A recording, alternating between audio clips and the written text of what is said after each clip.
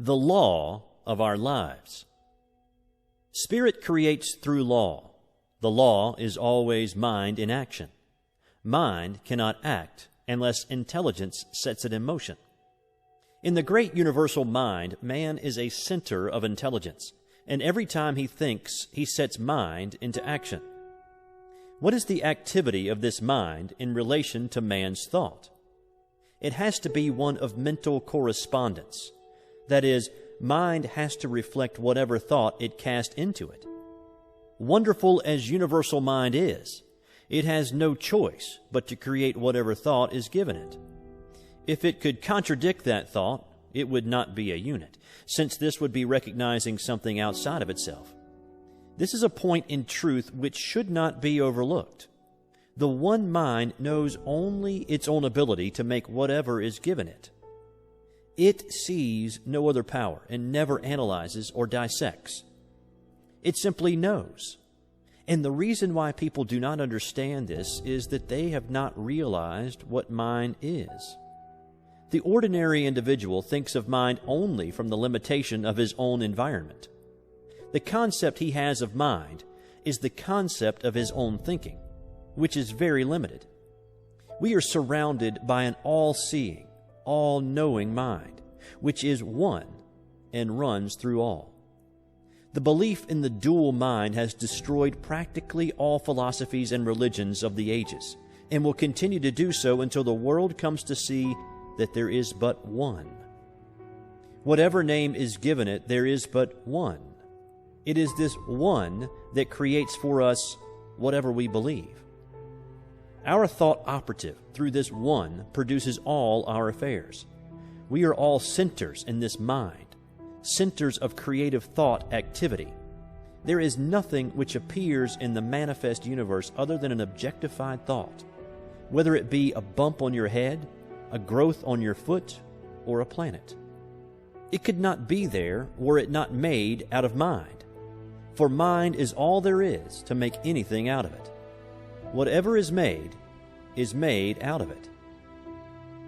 Nothing exists or can exist without a source from which it springs.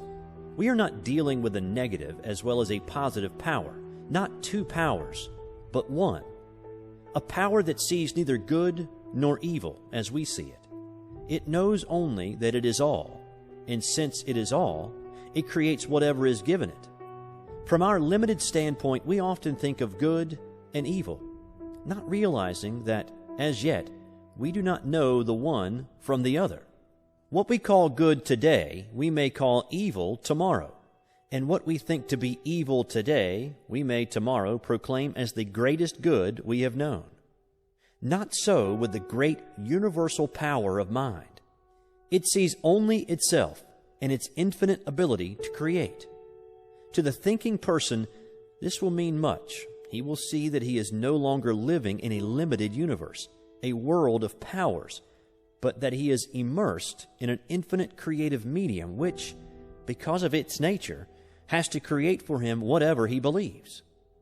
Jesus understood this and in a few simple words laid down the law of life.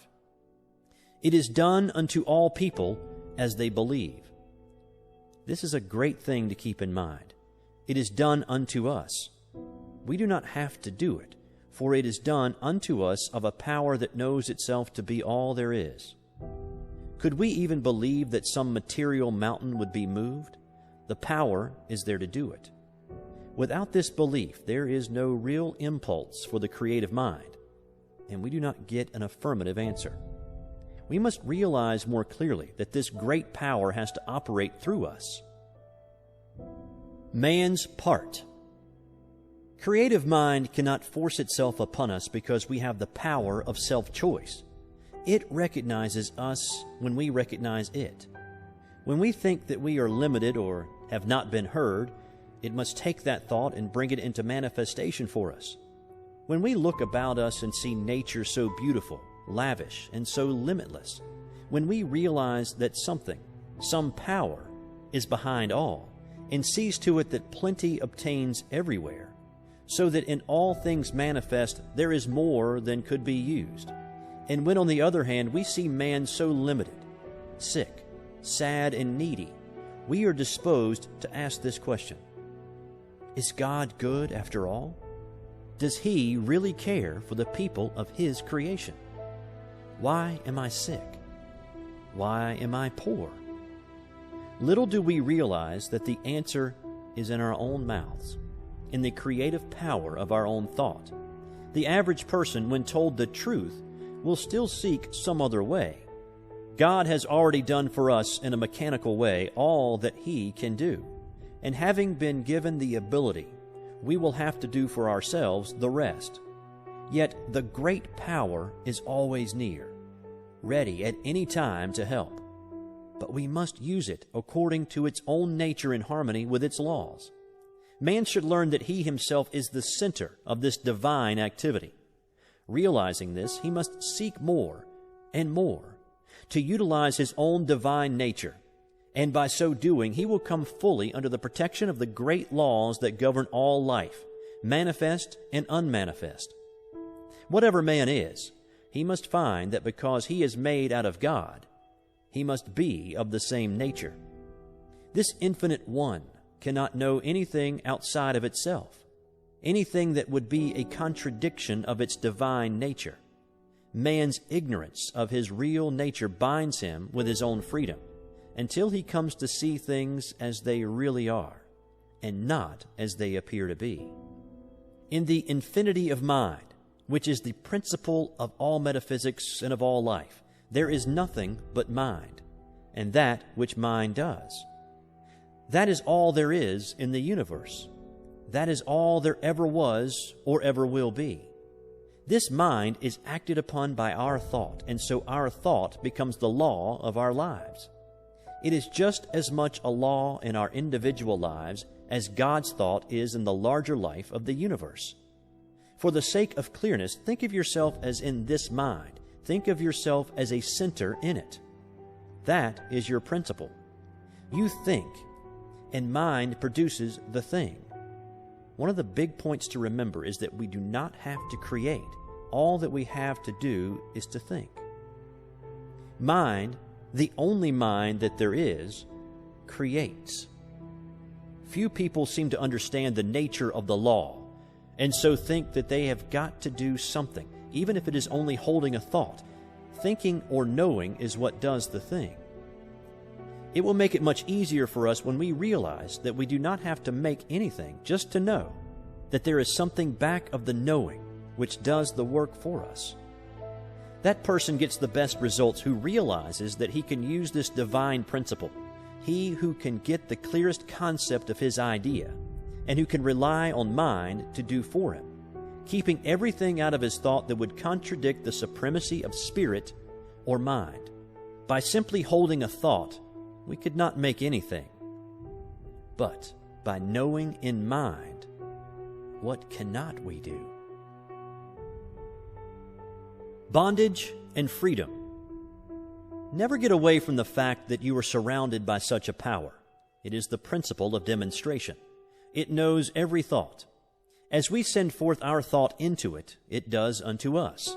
The person who is ignorant of this law must by that ignorance be bound by his thought, by his human beliefs. One who understands will begin to break these ties that bind him. One by one, he will destroy every negative thought until at last he is able to think what he wants to think. And so he frees himself by the use of the same power that at one time bound him. We must destroy all thought that we would not see manifest and hold to that which we would see until we receive the affirmative answer. Never struggle. Mind makes things out of itself. There is no effort made. Don't think that there is so much to be overcome. Have only a calm sense of perfect peace as you realize that God is all, and that you are using the perfect law, and that nothing can hinder it from working for you. Many people are learning to do this, and no one has yet failed to demonstrate who has been steadfast, using the law in a consistent and persistent trust. All that we have to do is to provide the right mental and spiritual attitude of mind, and then believe that we already have, and the reward will be with us. We shall see it. The time will come when we will not have to demonstrate at all, because we will be always living so near to the law that it will do all for us without much conscious thought on our part. So when you say, I am poor, sick, or weak, I am not one with the creative mind. You are using that creative power to keep yourself away from the infinite. And just as soon as you declare that you are one with God, there is a rushing out to meet you, as the Father rushed out to meet the prodigal son. The Spirit seeketh. But as long as your mind thinks in the terms of conditions you cannot overcome, the difficulty comes from our inability to see our own divine nature and its relation to the universe. Until we awake to the fact that we are one in nature with God, we will not find the way of life. Until we realize that our own word has the power of life, we will not see the way of life. And this brings us to the consideration of the use of the Word in our lives. The Word. The Word was with God, and the Word was God. The Word is nigh thee, even in thy own mouth, that thou shouldst know it and do it. What does this mean? It clearly states that whatever power there is in the Word, and it says that it is all power, is also in our own mouths. There is no avoiding the fact that the Bible claims for man the same power in his own life and his own world that it claims for God. In the lives of the majority, men do not realize that the Word is in their own mouths. What Word? Little do we realize that this Word which they are so earnestly seeking is every word they hear, think, or speak. Do we who are endeavoring to realize the greater truths of life always govern our words? If any word has power, it follows that all words have power. It is not in the few moments of spiritual meditation that we demonstrate, but we bring out the possibilities of the hidden word when we are allowing our thoughts to run in any direction. Not in the short time spent in silence, but in the long hours stretching themselves into days, months, and years, are we always using the Word.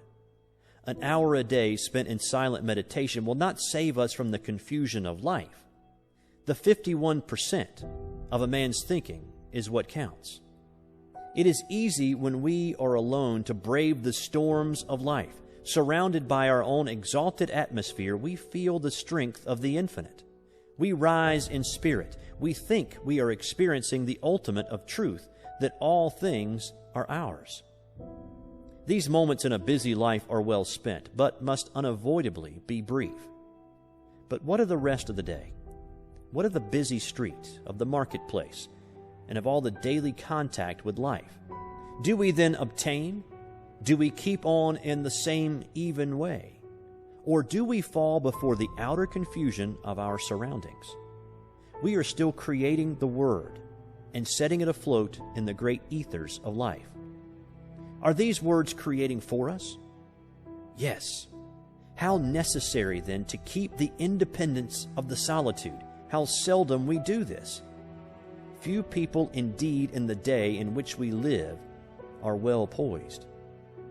Where do we find the man who can live above his surroundings, who in his own thought can dominate all conditions, and in the midst of the crowd keep his own even way and his own counsel? When we do meet with such a person, we will know him.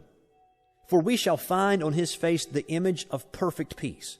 We shall detect in his bearing the ease and independence that comes only to the man who has found himself and who is centered not in the outer, but in the inner world. Such a character as this has the power to attract to himself all of the best in the world. He is a center toward which all else must gravitate. The atmosphere which he creates and with which he surrounds himself is one of absolute calm and peace. The world at once sees in this man a master and gladly sits at his feet. And yet this man who has risen above the thought of the world cares not that other people should sit at his feet. He knows that what he has done all may do. And he well knows that all the teaching in the world will not produce another such as he. He knows that it is not from the teaching, but from the being that true greatness springs. So this man does not go around teaching or preaching. He simply is. The man who has arrived.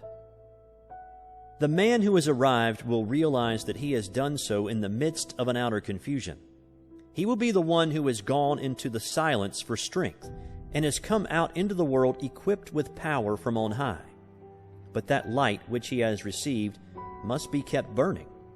Not alone in the silence, but in the busy throng must all of us find the way of life. Our every thought creates. For the majority of us, these thoughts come in everyday affairs, some of which are very trivial, but these too will be demonstrated. We have missed the whole point, unless we have learned so to control our thought that time and place make no difference. The power we have within us.